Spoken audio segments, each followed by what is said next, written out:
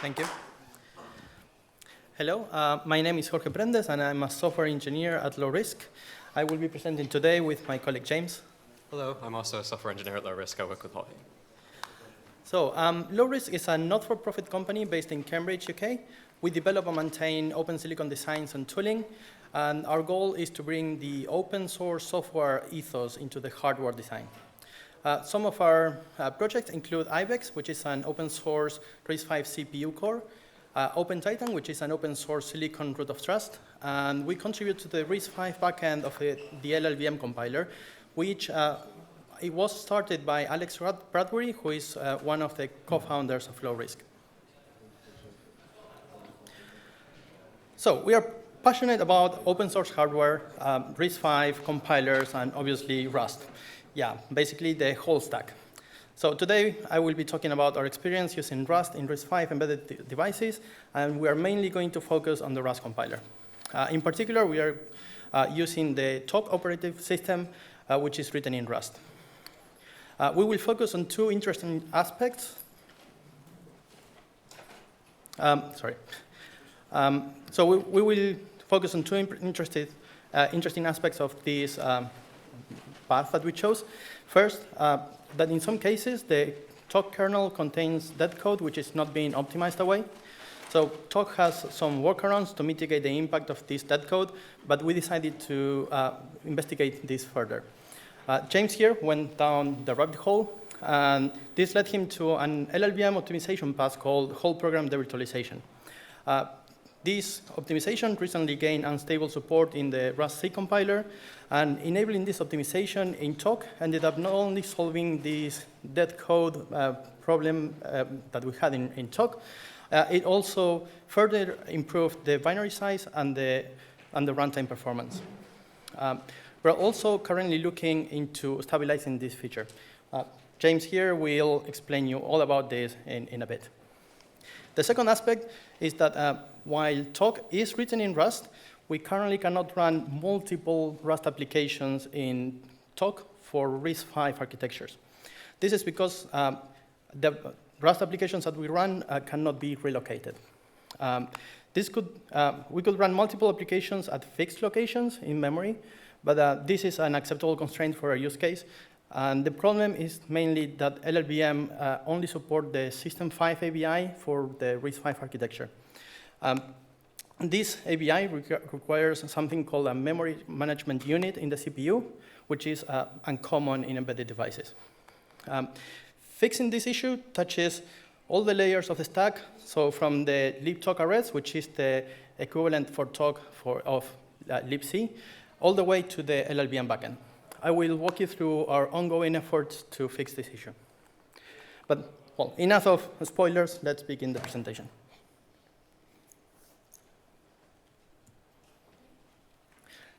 So I've mentioned RISC-V a few times now. RISC-V is a CPU instruction set. It's an open standard. That means that you can create a RISC-V compatible CPU without having to pay any royalties. This is particularly important because this is exactly what enables us to create an open source silicon design for a CPU. RISC-V has been increasing exponentially in popularity and interest, and also the ecosystem that accompanies RISC-V has been maturing really fast. I would also like to remind you that the person who started the LLVM backend for RISC-V was one of our co-founders, so that means that we are very active in that community. RISC-V is an open standard, and that is really important. It's what enables us to create open source CPU designs. But that doesn't mean that every RISC-V CPU is open source. Like with open source software, you can take open source and create closed source software. That's the same with this instruction set. At lowRISC, we maintain and develop the IBEX CPU core, which is a 32-bit RISC-V CPU. And this core was initially called zero-RISC, and it was created at ETH Zurich, and we adopted it. IBEX is fully open source, fully open silicon design, and it's available on GitHub. That means that you can go download it and run your own CPU. IBEX is a simple design, and it's been verified. And by verified, that in the hardware world, that means that it's tested. Yeah, it's the equivalent of testing software. It's also been taped out multiple times, and taped out in the hardware world means that it's been fabricated. It's the way they use this weird language. The core also implements countermeasures against fault injection, and is the main core of the Open Titan root of trust. And that's one of the motivations to implement these countermeasures. At lowRISC, we love Rust, and we especially love the guarantees that the Rust compiler provides. Because of that, we want to run an operative system which is written in Rust. The two main options we explored were Hubris and Tock, and both are really great options as operative systems for embedded devices, but for our use case, we ended up choosing Tock.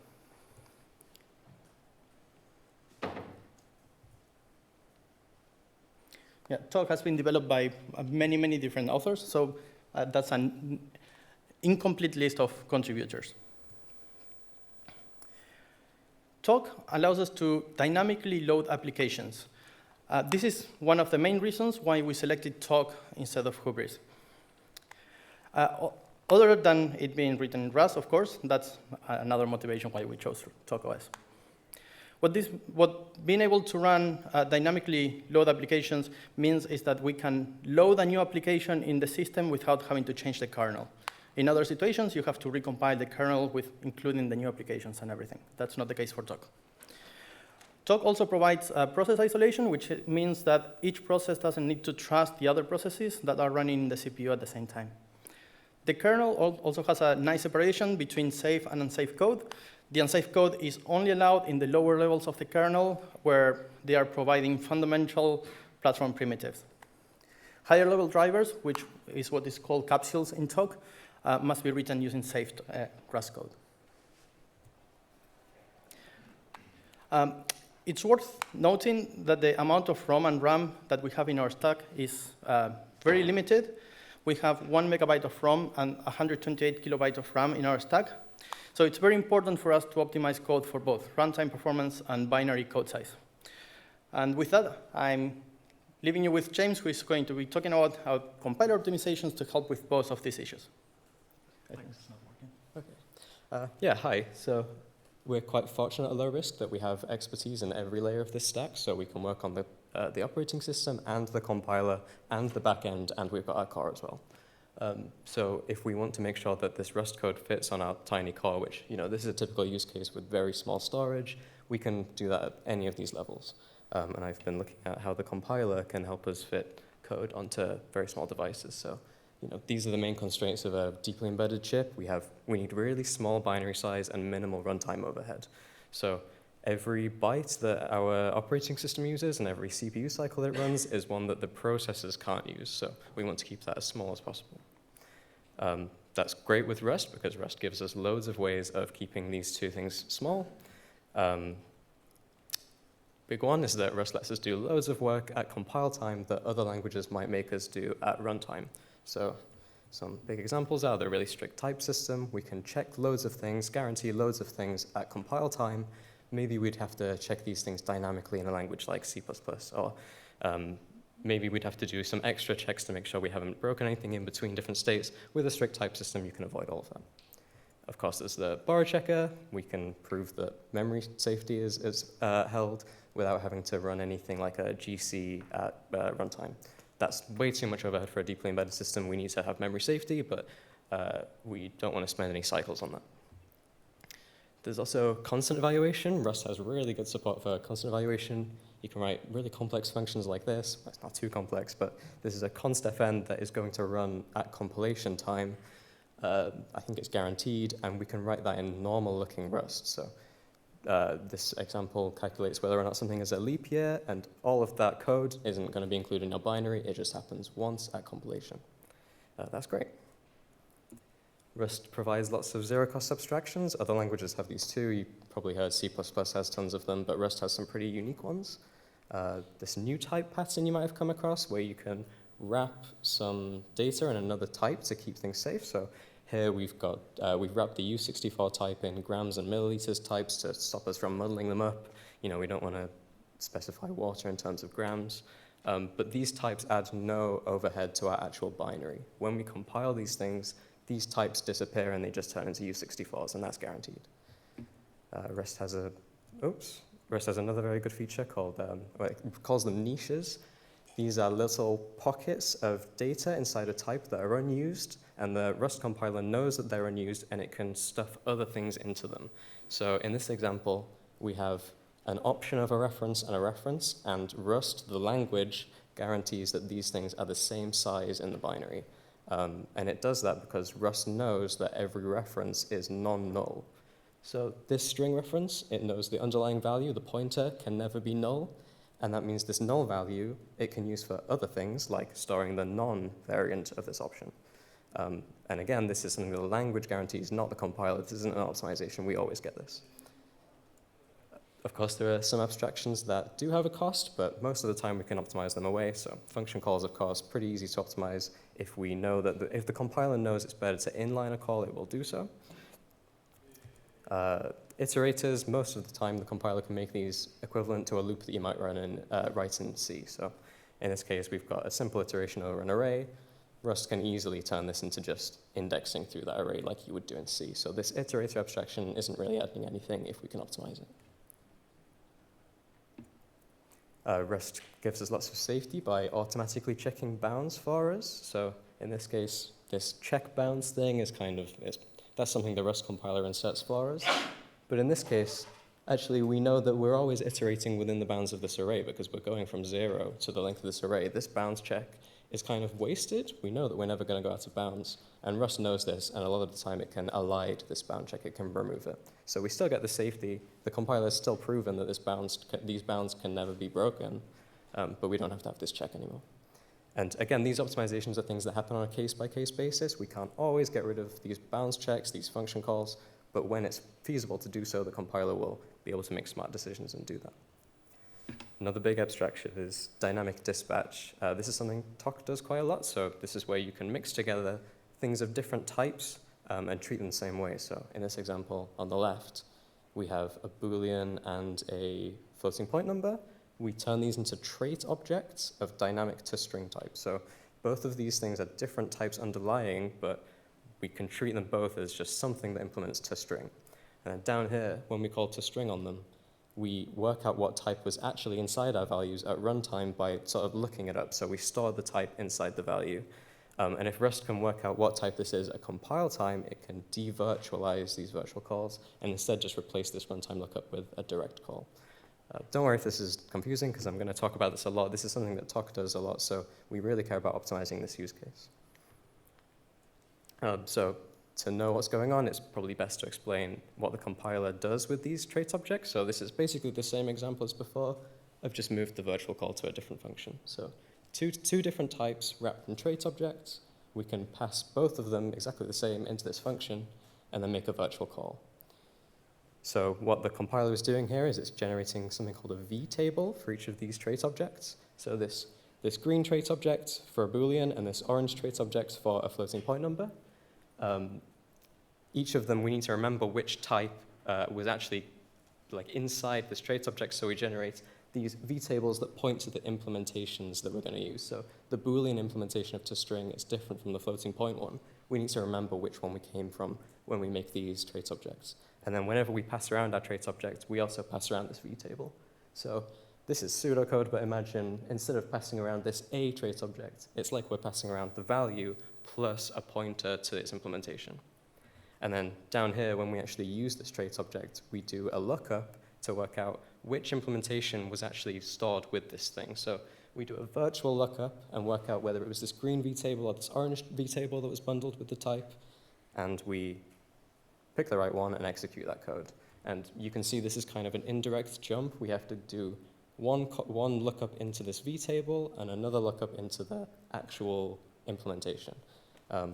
These extra lookups are kind of troublesome for a compiler because it acts as an optimization boundary. The compiler doesn't know which one we're going to pick at runtime, so it's kind of it's a blocker of it can't make any optimizations across this point.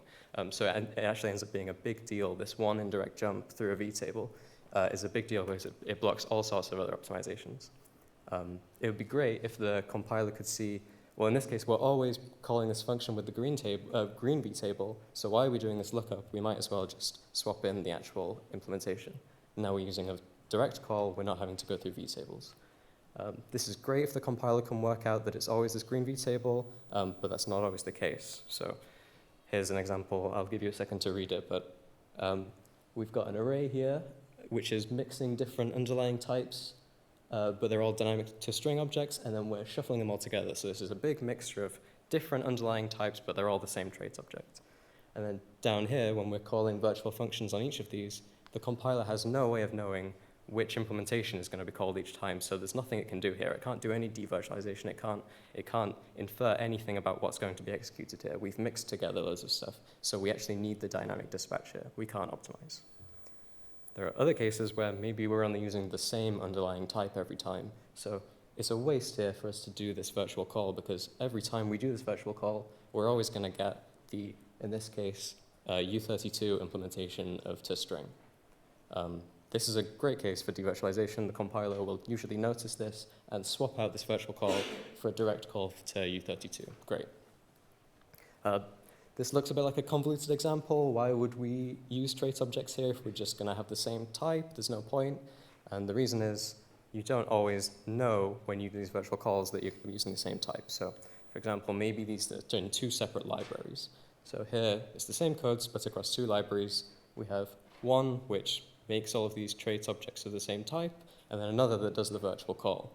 The compiler can only see one library I'll create at a time, so there's no way of knowing when we get to this virtual call that actually everything that's going to be called here is the same underlying type. There's no way the compiler can know that because it only has the context of the crate it's compiling. We'd really like to devirtualize these cases because it's kind of exactly what Tock is doing. We have lots of trait objects passed across boundaries of crates. So Tock has the kernel of the operating system implemented in one library, and then we have each board is a binary that uses these libraries. And we'd really like to devirtualize these objects that are traveling across this boundary, but there's no way for the compiler to do that. And luckily, there is someone who can do it. It's the linker. The linker is the program that brings together all of our binaries the Rust compiler's made and puts them into one big object. So the linker can see all, right? It knows that we've got all these same types, and then we're calling virtual calls. The linker is able to do this devirtualization, but it's very difficult for the linker to know when it's safe to do this kind of thing. So that's what I'll talk about today. When is it safe for the linker to do this kind of optimization? So, each crate Rust compiles separately, and we pass it into the LLVM linker. This is the LLVM logo. And then, comes a binary.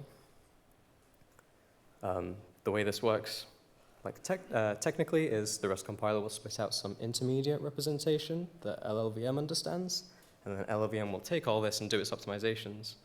And what we need to do is make sure we've added all the annotations that LLVM needs into this intermediate representation, so that when we get to this stage here and we're doing optimizations, the optimizer has enough information from Rust to do everything safely. Can we do this today? LLVM has support for whole program devirtualization. This is when the linker does it. It can see the whole program. LLVM can support this, and Clang uses it for C++. Rust has unstable support for this too, thanks to the work of Philip Kroes. It's great, but it's unstable. So how do we know when we can apply it? Sometimes it might break. Sometimes it's fine. We need to know when it's safe to apply this. So actually, the work that we've been doing is working out when does this go wrong? When is this optimization currently unstable? How can we improve that and make it work? And we really want it to work because we get some benefit. 1.3% binary size improvement maybe looks like a small number. For optimizations, it's quite important. And we get some performance benefit when we run under quite a heavy payload and we make use of these dynamic objects. So yeah, we're trying to work out how stable is this optimization in its current form? Where does it fail? Why does it fail? How can we fix that? To go through that, I'll briefly try and explain, maybe try not to get too complicated, try and explain what these annotations are that we have to pass from Rust to LLVM. So here's a representation of what we're giving to LLVM in this intermediate representation. In this case, we've got 3 modules. Most of these modules are just going to be full of our code. So a representation of all our Rust stuff, we write all of our maths, all of our functions. This gets turned into something LLVM can understand. And mixed in here, we've got some trait objects. And each of these trait objects, we also generate a vtable that it uses. And then our code probably passes these trace objects around. It might pass them between modules even, and then at some point we'll do a virtual call with them. This is pretty typical. It's what Tock does, it's what lots of programs do. And LLVM, to be able to do these optimizations, needs to know whether it can see everything going on. So like I said before, we need enough context to know what's happening. We need to be able to tell LLVM, whenever you see these virtual calls, don't worry, you can also see all the vtables it came from. So for example, this virtual call in the middle could come from two trace objects with vtables in different modules. So this virtual call came from this vtable, this one came from this vtable. We need to be able to tell LLVM, don't worry, when you get to the link optimization stage, you're going to have all of this information in what it calls the LTO unit. This is just the group of all the code that it can see at LTO time, link time, optimization time. So just to reiterate, we've got some trace objects that might be passing between modules. We need to tell LLVM, you're going to be able to see all of this when you get to link time. And that's quite a hard thing to do. And that's the reason things are unstable. This computation is very difficult. We don't get it correct all the time. So this is one of the things we need to fix. There's a second thing, which is that we need to be adding these optimizations all the time. Usually this is fine. We compile all of our binaries, and they're aware of this optimization, this whole program devirtualization optimization. And they go into LTO, and they come out fine. Rust helpfully pre-builds some things for us. It gives us these standard library crates pre-built, which is great, but they're not built with this whole program devirtualization information. So when we mix these two together, we get problems. LLVM thinks that it's been given all this information. Actually, it's only been given it for half of these things. And we get miscompilations, which is bad news. It means things have gone wrong, and it's very difficult to work out what's gone wrong. So fortunately, for lots of embedded cases, we like to build the standard libraries ourselves. So there's an unstable feature in Cargo called build standard. You can build all these things yourself from scratch. And that means we can enable those optimizations when we're building them, make sure everything has these annotations we need. So to summarize, we've got two cases. One is the visibilities. We need to tell LLVM that it can see all of this stuff. The second is we need to make sure everything that's going in is aware of this optimization. If we have these two things, great, it's safe to do. We can apply this optimization, we can get the benefits. We can use trace objects kind of carefree, and they'll get optimized away if we don't need them. So this is the work we're doing currently. We're working on this optimization, trying to make it not too eager, this visibility. Don't want to optimize when we can't. And we're also making sure that these annotations are supported for the pre-built standard library cases. So if we can get all this stabilized, then everyone can use it. And it's not just Tock that can use it safely, it's everybody. Now, Jorge is going to talk about the relocatable binaries for Tock and the work that we've been proposing to get all of that working. Thank you. Okay, let's go back to basics. So in your desktop computer, also it's the case in Tock for embedded use cases, you can run basically multiple programs. They all share the same physical resources, so that means the same CPU, the same memory, the same peripherals, etc. However, when we write an application, this is not something that we worry about at all. That's because there's an operative system that sits in between us and those resources, and it's managing those physical resources for us. On the CPU side, the operating system has a scheduler that gives a bit of runtime to each application at a time. This is true for both cases, desktop computers and for embedded devices. On the memory side, the operative system uses something called virtual memory. And this is true for desktop computer, but it's not usually true for embedded devices. So let's discuss virtual memory a bit more in depth. So we have two applications here, app1 and app2, and when they start, the OS will allocate a certain amount of memory for each of them. The actual physical address of those allocated memory will depend on what was running on the computer at the time. So one of them is going to be placed here, and another one here.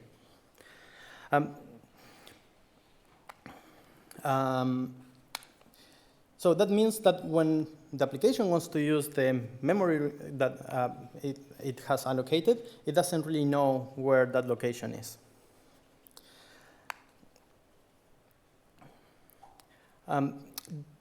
This is generally a problem in systems that dynamically load applications, like your laptop or systems that like we want to use, like Tock OS in our embedded devices. But it's not generally a problem in embedded devices where we want to run simpler use cases, where the applications are running statically. We don't want to dynamically run applications. So in those cases, each application gets assigned a fixed memory region at compile time, and we always use those. So the application already knows which region it's going to be using at compile time. However, that's not the case that we are targeting in our use case. And one very powerful solution for that is what we call virtual memory. Basically, that means that the OS will configure the CPU so that when it's running code that comes from the application one, it does a mapping of addresses so that the application one always sees the same memory addresses. And when it's running code from the application two, it does a different mapping so that the application two always see the same addresses. So like in those two cases. This mapping means that the application always sees the same addresses independently of what's the physical location of the memory. That's a great solution, but it requires a CPU which is capable of handling quite high complexity. In particular, it requires a piece of hardware which is called the memory management unit. And the problem is that in embedded devices, usually we don't have this piece of hardware. So when we don't have a memory management unit, we need to use a different mechanism. Position-independent code is one solution to this problem if we solve other problems. So let's see what are those other problems. So remember when I mentioned that we cannot run multiple RAS applications in Tock OS on RISC-V? This is the reason why. It's currently not possible to generate position-independent code for RISC-V architectures without a memory management unit. To understand why and how we are working to change that, I want to show you first how position-independent code is done in non-embedded devices. So let's put ourselves in the shoes of the compiler. The content of a variable, I want you to think of the content of a variable as some value that lives in memory. And the name of that variable is the address of that memory. In this case, we have two variables. We have foo and bar. And the content of foo is in the location hex 1234, and bar is in hex 5678. The content of both variables is initialized to 0, which means that the corresponding memory location is also initialized to 0. So now we execute the line that says foo equals 42. Here, the CPU stores the value 42 in the location hex 1234, which is the memory location of foo. Now we move to the next line. Here we execute bar equals foo plus 1. Before we can resolve this addition, we need to read the value on foo's location. Once we've read the value in foo, we can resolve the addition. That's resolves to 43. And finally, once we resolve that addition, we can store the result in the memory location hex 5678, which is the location of the variable bar. If we use pseudocode, it would look something like this, where we are borrowing from the pointer notation. And as you can see, the memory location of foo and bar are hard-coded in the generated code. So the compiler would generate an assembly code that closely is very similar to that, and those values are going to be hard-coded there. The other case that's really interesting is when the memory location itself is the content of a variable. It sounds a little bit convoluted, but it happens all the time. This is the case when we use references and when we use pointers. This time we have 3 variables and 3 memory locations, one for each variable. The main difference is that now we have bas, which is a reference to foo. As before, the memory location of foo and bar are initialized to 0, but the memory location of bas is initialized to the memory location of foo. So that number here is the same as this number. So it's basically a memory location that contains a memory location.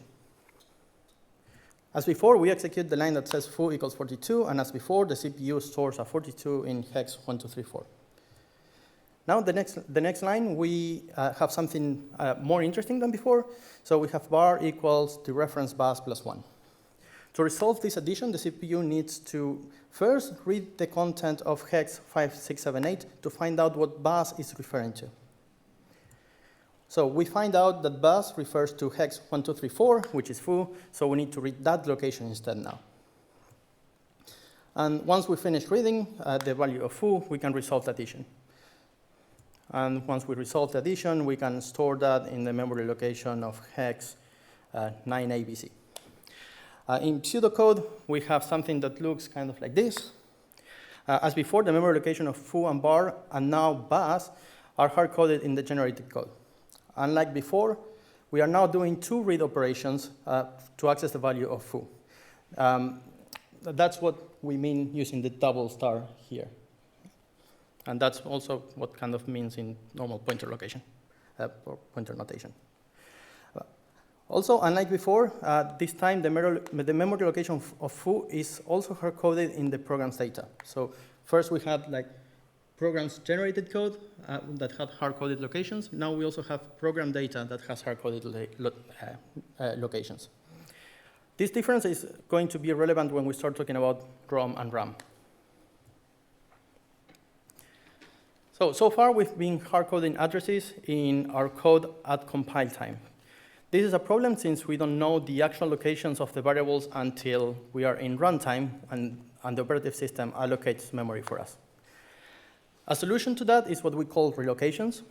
When a program is compiled, the compiler assumes that the memory starts, for example, in the location 000, and it hard-codes all the addresses in the code, assuming that they are located with that base address.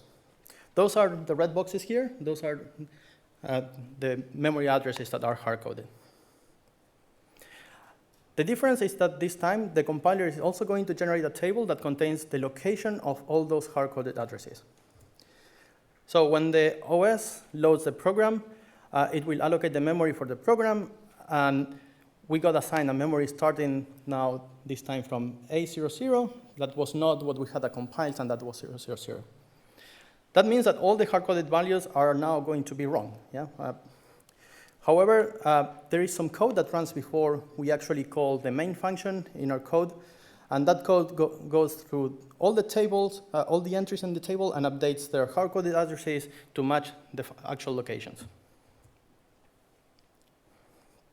So at the end, we have the correct values. This is great, and especially for the addresses that are hard-coded in the data memory, like the reference value here. That's great. However, it can also work in cases where the addresses are hard-coded in the code, directly in the code, as long as those addresses, those pieces of information are in writable memory. This is one of the cases where the distinction between ROM and RAM becomes important. In embedded devices, we usually have two very different kinds of memories, ROM and RAM. ROM is a read-only memory, so we only store things that are not going to change. For example, the generated code, we assume that the generated code is not going to change. And also we store constant values, for example, string literals. RAM, on the other hand, is read-write memory, and we can modify its content. We store things, for instance, that are going to change, like basically all our variables. So if we have code stored in ROM, we cannot apply a relocation. And remember that in our embedded device, we only have 128 kilobytes of RAM, so RAM is very expensive. We don't want to put the code in RAM. When I said before that an address is hard-coded in the generated code, that implies that the value is stored in ROM. And when I said that an address is hard-coded in the data memory, that implies that the value is stored in RAM. When we have non-embedded devices, basically like our laptops, all of these are actually live in ROM. There's not really that distinction between ROM and RAM. So it's possible to update the addresses embedded directly in the code. In some cases, although it's possible, it's not desirable. And that's the case, for instance, in shared libraries in your laptops. It's desirable not to touch the code. And that's so that it can be shared between different processes. And they are basically the main consumers of position-independent code in your laptop. In embedded devices, however, updating addresses in ROM is not an option. This and the lack of a memory management unit is what makes position-independent code between embedded devices and non-embedded devices so different. A partial solution to the problem is to use a special register, which is often called the program counter. This register indicates the address of the code that is being currently executed. So if we're executing the code that's in this position, the program counter will point to that position.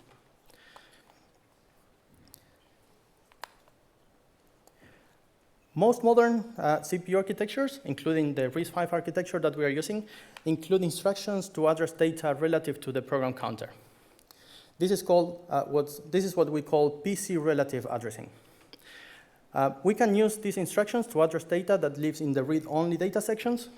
So instead of using an absolute address, the compiler can use the fixed offset between the program counter and that data, and the CPU will calculate the absolute address for us. This is possible because the read-only data sections and the code sections live alongside each other, and the offset separating each of them will not change between compile time and runtime. But this doesn't solve the case where we actually have the data in data memory, which is RAM. A solution that doesn't involve modifying the code is using what is called a global offset table. So when the compiler generates code for accessing variables that live in RAM, it doesn't hardcode the addresses. It generates a table. It generates a table with those addresses, and that's what we call the global offset table. Then what it does is, instead of relocating the addresses of those variables, what it does, it hardcodes an offset with respect to the global offset table entry. All relocations that would have been in the code are now concentrated in the global offset table.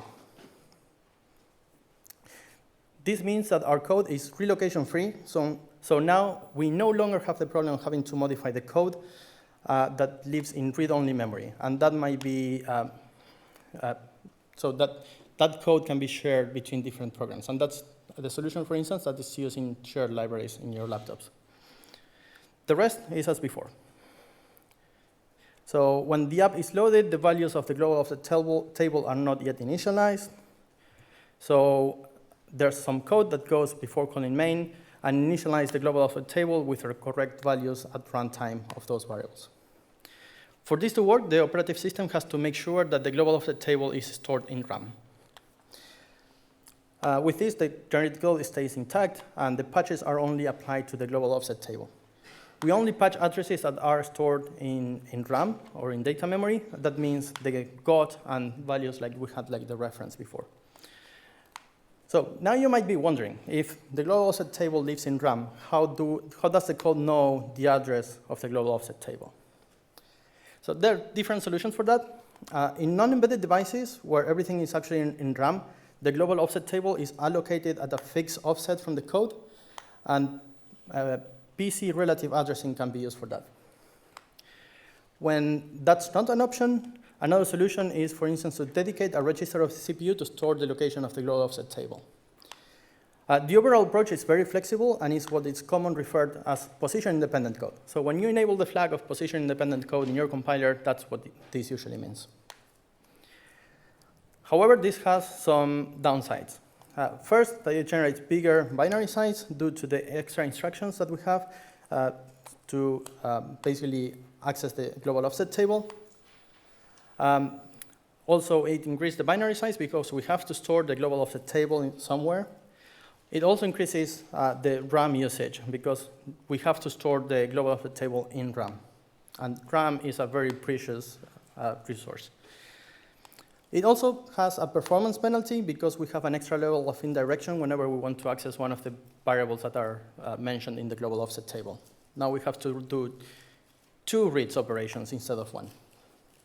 This is particularly important in embedded devices where cache memory is very limited or is non-existent. Having to do more read operations to the memory is not great. Moreover, in embedded applications, the flexibility that the global offset table provides is usually not required. This is where we need to introduce a different strategy for embedded devices. There are existing solutions to this, like FDPIC. However, the LLVM backend for RISC-V doesn't support FDPIC, so that's not an option for us. One option would be that we implement FDPIC for RISC-V in LLVM. However, FDPIC also has added costs compared to non-relocatable code, and we think we can do better. So we're proposing a different strategy, which is what we call embedded PIC. For this, we're going to make sure some assumptions. The first one is that there is only one data segment corresponding to the RAM, and the second one is that there's only one code segment corresponding to the ROM. It may sound like a strong assumption, but it's very common in embedded devices. An example where this assumption wouldn't hold true is when loading shared libraries, because that would mean that there's more than one code segment. As usual, we generate code and relocations for everything hard-coded in data memory. However, we are going to borrow from the PC relative addressing and implement something similar for addresses that live in data. For PC relative addressing, we have a special register, which is a program counter. And for data addresses, we are going to dedicate one CPU register to store the beginning of our RAM, the RAM allocated for our process. So one register may sound like expensive, but you have to think in most RISC architecture, there's plenty of registers. RISC-V architecture has, depending on which version, it has like 32 registers, so allocating one of them for this purpose is not very expensive. And that's it, at least for what the generated code looks like. Generating that code is not quite so simple. To give you an idea of the kind of complexities that go into generating this kind of code, for instance, the compiler doesn't know at compile time if something has to use PC relative addressing or it has to use GP relative addressing.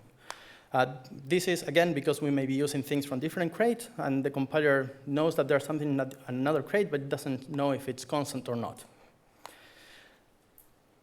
So what the compiler do is it emits one of them, and then deciding the correct type of addressing to use is deferred to the linker. So the linker has to go and fix the generated code to use the right addressing. So the result is that now, instead of emitting absolute addresses, we are emitting relative addressing using a dedicated register in the CPU. In RISC-V, we use a particular register which is called the global pointer. So this avoids any extra indirections compared to the global offset table. It improves the runtime performance and also reduces the RAM usage. It also generates less instructions than using the classic global offset table approach due to the reduced number of reads that we need to do.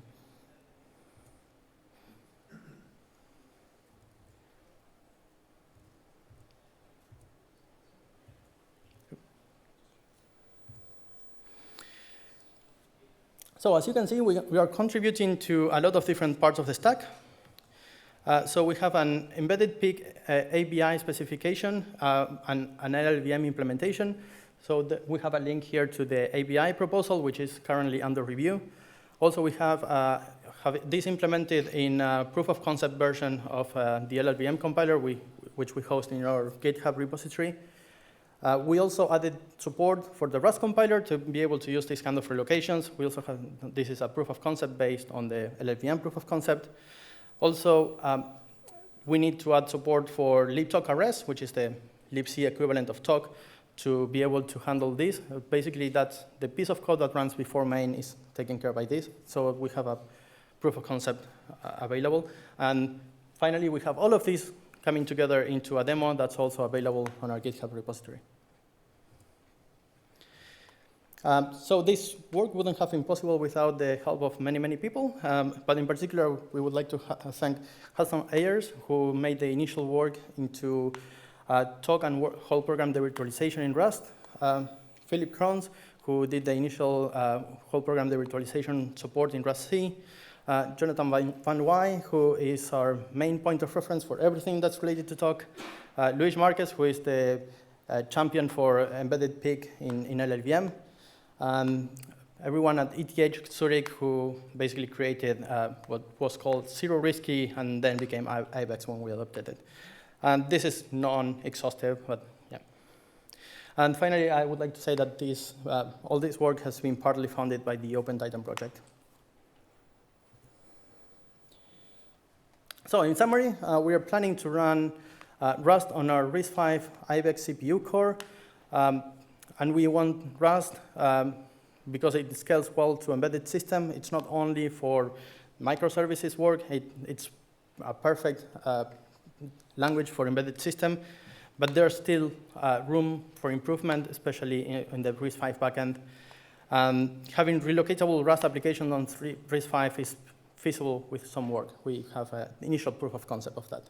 And we are excited to continue contributing to Rust and RISC-V efforts.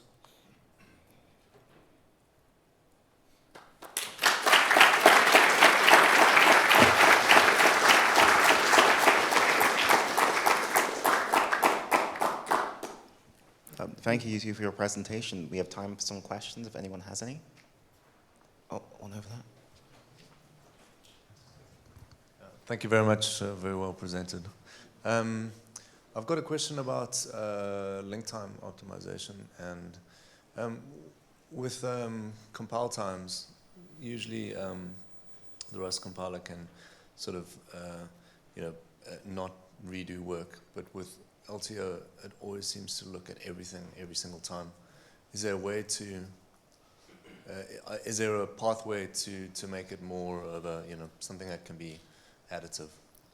Yes, this isn't something I've personally looked into, but there is a feature called thin LTO, which is where you kind of, instead of producing like a big blob that the linker optimizes, you provide lots of little bits of representation, and then you can update those bits at a time. So that makes what's called incremental compilation better. So you only have to recompile little bits, and then the linker can take those bits and then do optimization on those.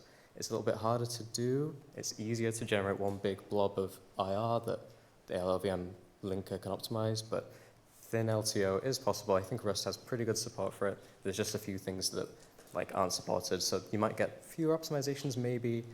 I'm not 100% clued up on it, but yeah, there is paths to making LTO faster to run for normal workflows, yeah. Can I do one more question, sorry? Two at the back, sorry. Welcome back.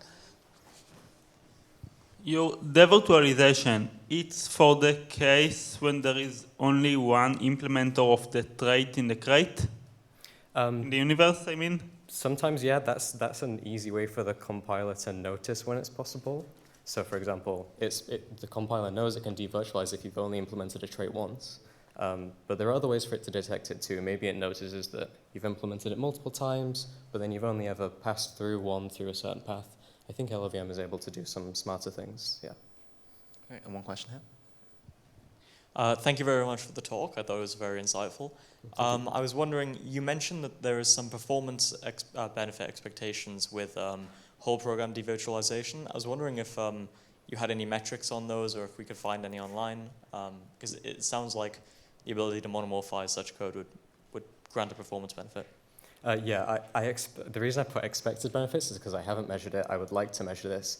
I just don't have a workload. I need a big payload to run on the Tock, and I haven't prepared anything like that. So benchmarking is quite difficult. It takes time.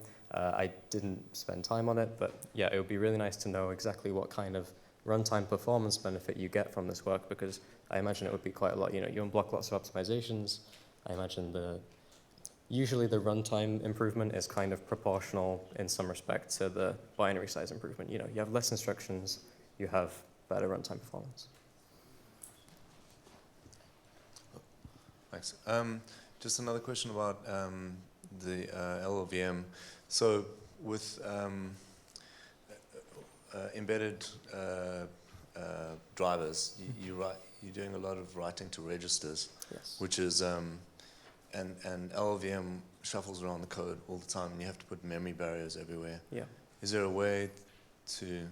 Is that just going to carry on for RISC-V or? Again, not something I'm an expert on, but I've seen somebody made a proposal for x86 that handles this better, where it's it knows which registers you're actually modifying, and then it can leave those ones alone and shuffle some others. Maybe something like that would be possible for RISC-V. Yeah, that'd be really interesting to look into.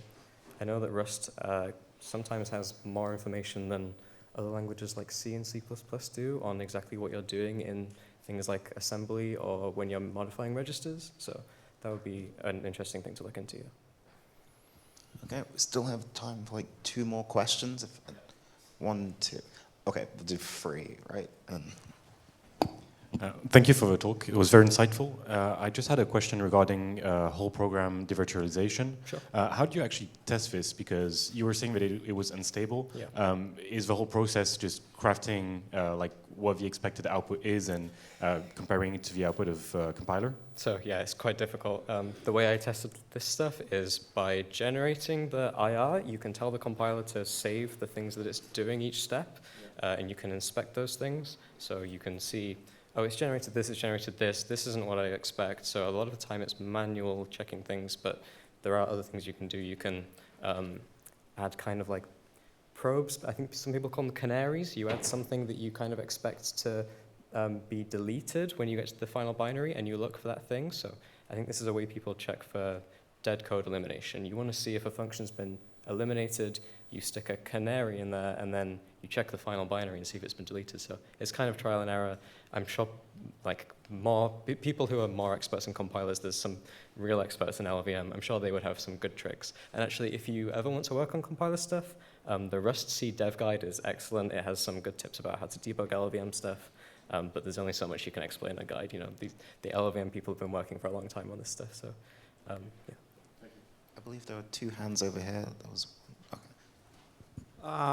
Thank you guys for the amazing work and for the amazing presentation. My question is it the best effort, this optimization, or is it somehow guaranteed by the spec of the compiler? Well, is it going to be guaranteed, I mean, when it's released? So optimizations you can never guarantee, right? Like this Rust gives us loads of stuff that it does guarantee, and that's great. But things like whole program devirtualization, you can't guarantee because it's like a case-by-case thing. Sometimes you can, sometimes you can't. The language can't guarantee that it's going to notice when you can't. I think that would be like solving the halting problem if you could work that out. Like similar to borrow checking, like the Rust compiler can guarantee that all of your stuff is safe, but it does that by constraining what you're allowed to do in a way. With these features, we want to make them as expressive as possible. So we might be able to guarantee some things within limits, but I think it's probably a lot of these features, like especially dynamic dispatch, is just making code easier to use and write. I think we just want to have those open as possible and then optimize on a case-by-case. cool. And I believe there was a hand over there. So are there cases with this whole program devirtualization, if you have a program you want to optimize, where you can't use generics? Because usually you use generics to get this kind of goal, because with generics, obviously, nothing is virtualized in the first place.